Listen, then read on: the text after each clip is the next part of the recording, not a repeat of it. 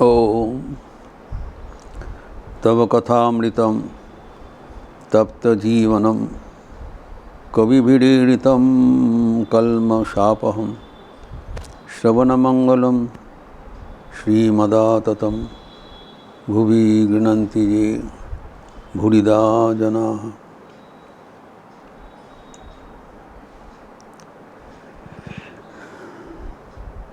साधु संघ का बात चल रहा था। मास्टर मशाह एवं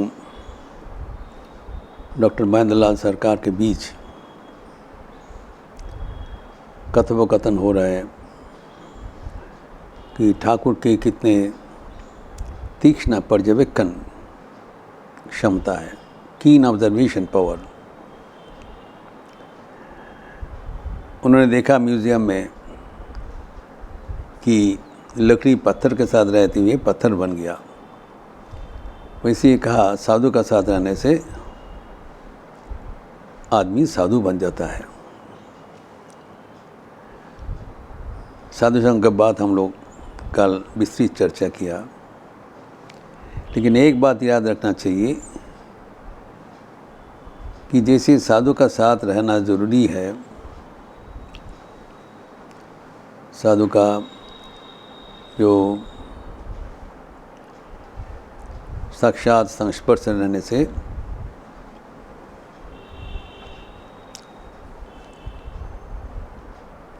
जैसे विज्ञान का उदाहरण देके मैंने समझाया, तो एक मैग्नेट का चुंबक के नज़दीक रहने से लोहा भी चुंबक बन जाता है, क्योंकि दोनों के भीतर एक ही वाइबर एलिमेंट रहता है। चुंबक में वाइबर एलिमेंट अलाइन रहता है, लोहे में हेफाजत रहता है। तो इस काल हम बताया कि इंटरनेट का माध्यम से वो साधु संघ उतना लाभदायी नहीं होगा। पक्षांतर में एक बात भी अब हमें याद रखना चाहिए, सिर्फ साधु का साथ physical proximity is not enough. Sadhu का साथ दीर्घकाल रहने से ही उनका परिवर्तन अनिवार्य नहीं है। कहा जाता है साधु का तुम्बा, अर्थात जिसमें पानी रखा जाता है, उसका स्वाद तीता रहता है। उस साधु का साथ वो लोटा जल पात्र चारों धाम घूम लेते हैं, लेकिन जैसे का तैसा तीता ही रह जाता है। अर्थात सिर्फ साधु का संग में रहने से वो पर्याप्त नहीं है। ये बहुत महत्वपूर्ण बात है, क्योंकि हम देखते हैं दक्षिणेश्वर में भगवान श्री रामकृष्ण के साथ हाजरा महाशय भी थे, हृदयराम भी थे। हृदयराम मुखोपाध्याय साधु भगवान के साथ दिन रात विचरण करते थे। तो आखिर में कल्याण तो होगा, लेकिन तत्काल वो पूर्ण फ़ायदा उठा में असमर्थ हुआ, उसको दूर चला जाना पड़ा, क्योंकि वो साधु का मर्यादा नहीं दिया। उनकी इतने अत्याचार किया, तब भी प्रभु उसने क्षमा कर दिया। दूसरा उदाहरण प्रताप चंद्र हाजरा, वो दक्षिणेश्वर में भगवान के नज़दीक में कमरे के बगल में ही सामने ही दरवाजे का सामने ही बैठते थे। इतना नज़दीक रहते हुए भी उसका प्रवृत्ति खल प्रवृत्ति का छुहारा नहीं हुआ, कारण उनका श्रद्धा नहीं था। इसीलिए साधु संग तो होना चाहिए, इसके साथ और भी दो चीज़ चाहिए, जो कि भगवद गीता में उल्लिखित है। चतुर्थोध्याय 34वां श्लोक, तद विद्धि प्रणिपातेन परिप्रश्नेन सेवया उपदेक्ष्यन्ति ते ज्ञानम ज्ञानिनः तत्त्वदर्शिनः। जो तत्वदर्शी है, जो भगवान को दर्शन किए हैं, तत्व दर्शन किए हैं, उससे तुम्हारे उपदेश मिलेगा। वो पाने के लिए प्रथम है उनके पास जाना पड़ेगा, जो साधु संघ का बात कहा है। जाने के बाद पहला चीज़ है प्रणिपात। You have to be humble, humility होना चाहिए। ठाकुर कहा करते थे ऊंचा ज़मीन में पानी नहीं बैठता है। पानी को धारण करने के लिए ज़मीन को नीचा होना चाहिए, कॉन्केव सरफेस होना चाहिए, कॉन्वेक्स में नहीं। वैसे ही साधु का जो उपदेश वो धारण करने के लिए हमें प्रणिपात होना चाहिए, नीचू होना चाहिए। धारण करने के लिए हमारा मानसिकता होना चाहिए। घमंड होने से नहीं होगा, जैसे हजरत माशा का था, लेकिन एवं हॉस्टाइल होने से नहीं होगा, जैसे हृदय राम का था। विनीत होकर उनका उपदेश ग्रहण करने के लिए हमें इंतज़ार करना पड़ेगा। लेकिन उसके साथ साथ क्या कहा, परिप्रश्न ही न सेवाया, अर्थात ठाकुर ने भी कहा साधु संघ के बाद सदसद विचार होना चाहिए। सिर्फ साधु का वचन सुनने से नहीं होगा, उसको मन ही मन विश्लेषण करना चाहिए।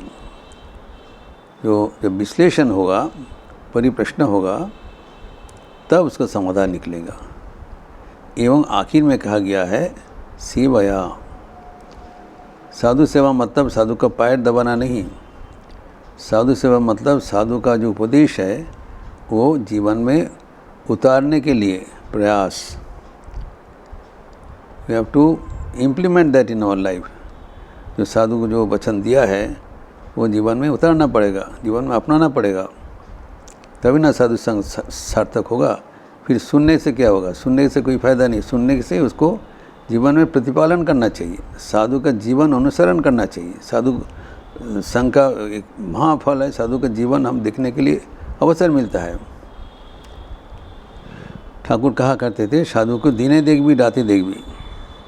तो जब जोगिन महाराज भगवान श्री राम के साथ रहा करते थे तो रात को उठ के भगवान का आचरण देखते थे, तो चले जाते, कहाँ चले जाते तलाश किया।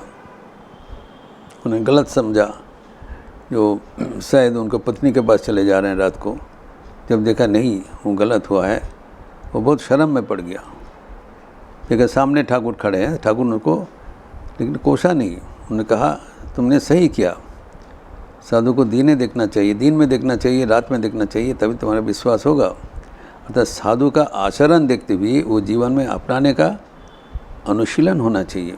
सेवा, इसको पक्का सेवा कहलाता है। साधु का वचन जीवन में अपनाने का जो संकल्प, प्रयास, वही साधु सेवा है। जब ये साधु संघ के साथ हम प्रणिपात रहता है, परिप्रश्न रहता है, सेवा रहता है, तभी साधु संघ हमारे लिए फ़ायदेमंद होगा, सार्थक होगा। जो साधु संघ से हमारे जीवन भगवतमुखी हो जाते हैं। हमारे जीवन तो जो भगवान का विचित्र विचार से, माया से भटक रहे हैं, संसार के वो चले जाते हैं। इस संसारमुखी जीवन को ईश्वरमुखी करने के लिए साधु संघ का एक बड़ा अवदान है। इसलिए ठाकुर ने इतना मर्यादा दिया है, सब शास्त्र में मर्यादा दिया है कि साधु संघ। और साधु संघ का क्या, ये ठाकुर सहज बता रहे हैं कि साधु के साथ हमारे संग होना चाहिए। जब हम एक अच्छा परिवेश में जाते हैं तब परिवेश का फ़ायदा उठाना चाहिए। अगर परिवेश में जाके हम दूसरा कुछ कार्य में व्यतीत हो जाते हैं तब उसका निराकरण हो जाता है, दुरुपयोग हो जाता है। Abuse of that environment, abuse of the Holi company, जो कि अक्सर होता है। साधु संग हम मर्यादा से नहीं कर सकते हैं। साधु के पास जाने से अगर हम विषय कथा से मग्न हो जाते हैं तब साधु संग का हमारे फ़ायदेमंद नहीं होगा।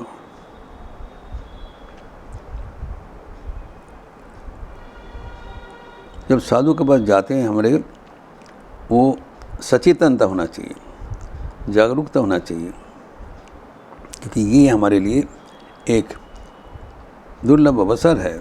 सबको साधु संग नहीं मिलता है, और दुर्लभ अवसर मिलने पर उसको एनकैश करने के लिए, उनके जीवन में प्रतिपालन करने के लिए उनके जीवन पुंखानुपुंख रूप से दर्शन करना है एवं उसको अनुसरण करना है।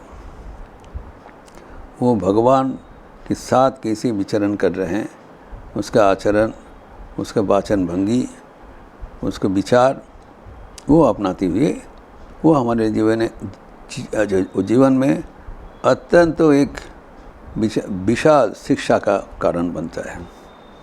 साधु का जीवन देखते हुए उनका जो शिक्षा हमें आपसे आप मिलता है वो हमारे जीवन को सही कर देते हैं।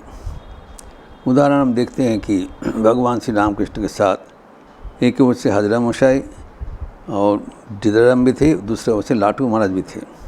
अनपढ़ है लेकिन भगवान का जो विचार और भगवान को जो आचरण वो देखते हुए कहाँ से कहाँ तक पहुँच गए। अनपढ़ है तभी जो भगवान का जो अनुसरण किया, साथ साथ अनुसरण किया बिना कोई हिचक में। जब ठाकुर ने पूछा कि यहाँ पर जो माँ काली का भी प्रसाद निकलता है, विष्णुगढ़ का भी प्रसाद निकलता है, दोनों किस्म अलग अलग है।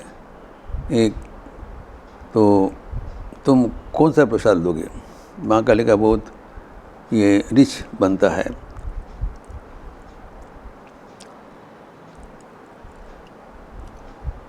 तो हृदय डैम का सहज उत्तर है, आप जो लेंगे वही हम प्रसाद देंगे, मैं तो आपका प्रसाद दूंगा। ठाकुर ने बहुत खुश हो गए। हमने तो आपुनार प्रसाद पावे और कुछ पावे ना। कितना सरल उत्तर है। अर्थात साधु संघ का पूर्ण सदुपयोग किया है और कुछ देखने का जरूरत नहीं है।